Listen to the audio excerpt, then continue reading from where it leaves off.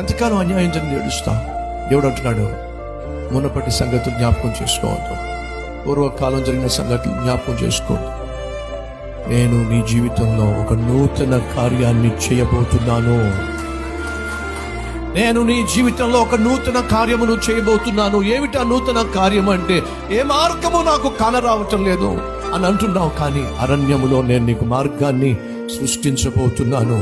ఎడారిగా మిగిలిపోయిన నీ జీవితాన్ని, చిగురు లేని నీ జీవితాన్ని, ఫలము లేని నీ జీవితాన్ని నేను ఫలభరితముగా మార్చబోతున్నాను. దారిలో సెలయేర్లు ప్రవహింప చేయబోతున్నాను. ముందు చూపు కలిగి జీవించు. ఎదుట దేవుడు ఉంచినటువంటి వాగ్దానాన్ని స్వతంత్రించుకునే ప్రయత్నం చేయి. గతంలో నీకు వ్యతిరేకంగా జరిగిన వాటిని గూర్చి మాటి మాటికి జ్ఞాపకం చేసుకుని నిరాశ నిస్పృహలో కూరుకుపోవడం కంటే, గతంలో దేవుడు నీ జీవితంలో చేసిన అద్భుతాలను జ్ఞాపకం చేసుకొని ముందు చూపు కలిగి ముందుకు వెళ్ళు.